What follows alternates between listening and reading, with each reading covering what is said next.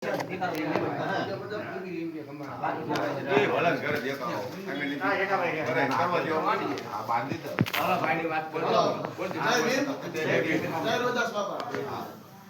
ઉંમરનો છોકરો પણ સમાજને ખાલી 2 મિનિટ ખાલી વાત કરવી છે, કેમ કે જે યુવાઓની કમિટીની વાત આવે છે, છેલ્લા અમારા 15 દિવસથી આ ચર્ચા ચાલુ છે, બરોબર.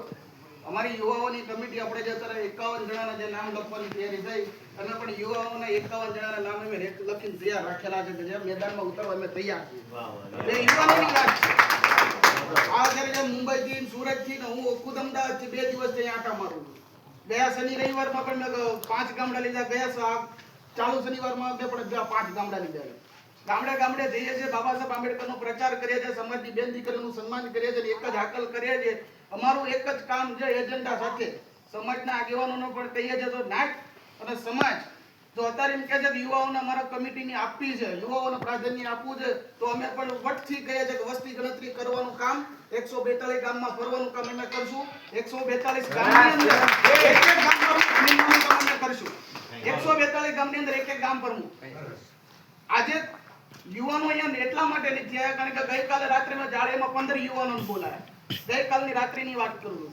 ચર્ચા એવી કરવામાં કે કદાચ એમાં જો વાદ વિવાદ થશે તેમાં પાછળ તૂટ ફૂટ છે અમારા યુવાનોમાં. એટલા માટે મેં ના પાડવામાં જે સમાજ નક્કી કરશે અમે વિડીયોના માધ્યમથી સમાજને જાહેર કરી દઈશું કે યુવાનો હવે આવી જાવ મેદાનમાં.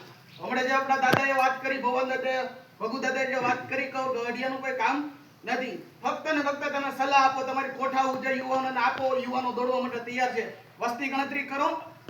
ભાઈએ કીધું સુરતમાં, અમદાવાદમાં, મુંબઈમાં આપણે એક બૂથ આપો, ચૂંટણી કરો, પ્રમુખનો દાવેદાર એવો ને બનાવો કે જે LLB કરેલો હોય, જે શિક્ષક હોય, જેને સમાજ પ્રત્યેની ભાવના હોય. 25,000 પેલા સમાજના ભાવનાના નામે પેલા ટ્રસ્ટના ખાતામાં જમા કરો સમાજના કામ માટે. ચલો દાવેદારી કરો, પ્રમુખ એને બનાવો. એક એક માણસ સમાજનો પ્રમુખ કોણ હોઈ શકે કે જે સમાજનો નાનામાં નાનો માણસ એને ઓળખતો હોઈ શકે, જે સમાજ ન્યાય કરી શકે. ફક્ત તમે અહીંયા આવો, હું વિરોધ નથી કરતો, પણ જો પારદર્શકથી વાત કરું એની વાત કરું. યુવાનોમાં અમારી જે ચર્ચા છે, યુવાનોમાં એ જ કહે છે કે વસ્તી ગણતરી અમે કરાવવાના છે. જો સમાજ અમને ટેકો આપશે અને સમાજ જો અમને મદદ કરશે તો એ વસ્તી ગણતરીના આધારે સુરતમાં, અમદાવાદમાં, મુંબઈમાં, રાજકોટમાં અને સ્થાનિક અહીંયા કેટલા લોકો રહે છે એનો રેકોર્ડ તૈયાર થશે. એ રેકોર્ડમાંથી 9 તાલુકાની 9 કમિટી જે ટ્રસ્ટ અમને કમિટી આપશે, શિક્ષણ કમિટી આપશે કે પછી વસ્તી ગણતરી કમિટી આપશે કે પછી ઇલેક્શન કમિટી આપશે. ઇલેક્શન કરાવવાની જવાબદારી પણ અમે લઈએ છીએ. સુરતથી લઈને મુંબઈ સુધી, અમદાવાદ સુધી અમે દોડધામ કરવાની તૈયારી અમારી પાસે યુવાનોની છે. પણ સમાજ જો વડીલો અમને સપોર્ટ આપશે તો. મારે બોલાય નહીં અત્યારે 22 વર્ષનો છોકરો છું, LLB મારું ચાલુ છે, મારું પણ ભણવાનું છે, એ પણ અમારા પણ કામ ધંધા છે, પણ અમે દર શનિવાર રવિવારે હું જાળિયાની અંદર દેખા આપું છું. કેમ કે સમાજ પ્રત્યેની ભાવના છે. છેલ્લા 2 મહિનાથી નાટની વાડીના મેં દર્શન કર્યા છે, મેં ક્યારે દર્શન કર્યા નથી.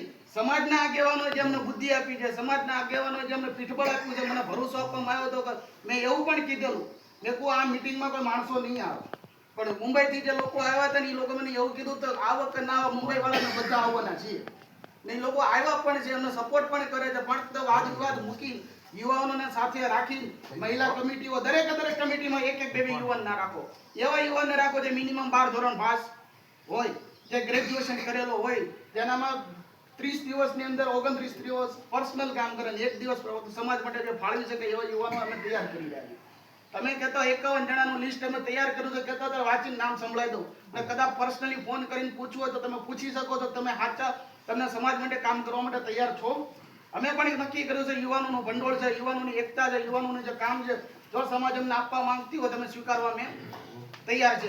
ફક્ત ને ફક્ત વસ્તી ગણતરી કરો, ઇલેક્શન કરો, ખોટા વાદ વિવાદ મૂકી દો અને અમારું કામ એવું રહેશે. કોઈ અમને સમાજના વડીલો હોય કે ટ્રસ્ટના આગેવાન કોઈ અમને એમ નહીં કહી શકે, હું ખાતરી આપું છું, કોઈ અમને એમ નહીં કહી શકે તમે અહીંયા ના જાઓ, અહીંયા. અમારું કામ એક છે, બધાને એક મંચ ઉપર લાવવા. બાબા સાહેબ આંબેડકર અમારે નથી બની જવું, પણ એના માથાના વાળ જેટલું જે ઋણ અમારી માથે જે છે એ અમે ચૂકતું અમે કરવા આવ્યા છીએ. કેમ ભાઈ આપણી સમાજને જે આપણે જે ઉઘાડી પડી ગઈ છે એના ઢાંકવાનું કામ અમારું નથી, સમાજનું નથી.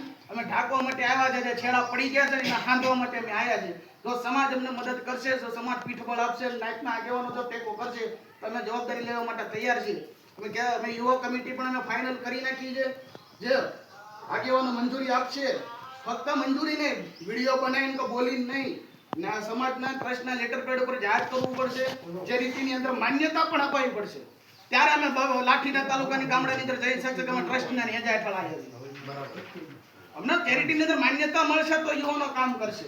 આ મુદ્દાની વસ્તુ અત્યારે જે મુદ્દા ભટકતા હતા, યુવાનોની કમિટી હતી, કારોબારી સમિતિ ફાઇનલ કરવાની હતી, ત્યારે વિવિધ કમિટી બનાવવાની હતી, મહિલાઓને પણ કામ કરવું છે, પણ કેમ કરે? ઘરની બહાર નીકળવા તો અત્યારે લગી નથી દીધા, તો ક્યાંથી કામ કરવાના છે? મારી જેવો બોલતા હતા, એ ડોભાઈ ગયા તમને ખબર પડે તો છોકરો કે ભાઈ સિસ્ટમ અહીંયા નહીં હાલે, હવે નહીં હાલે.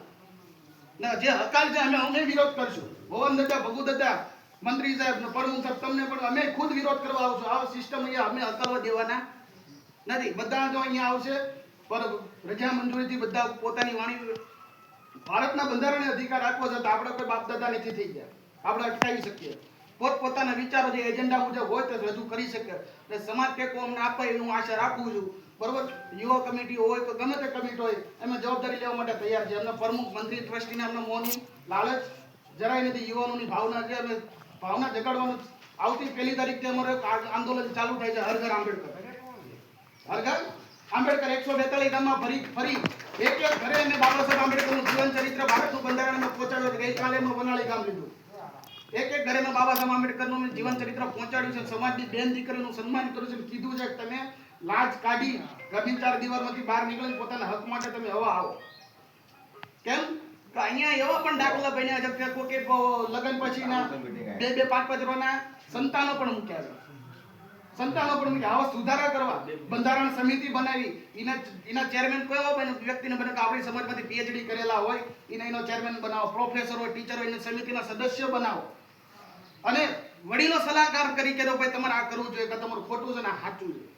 અમે યુવાનો મદદ કરવા માટે તૈયાર છે સમાજને, તો સમાજ અમને કહેશે. માન્યતા આપો. ધન્યવાદ. વાત કરીને તમે થોડું બોલો. શું એ લોકોને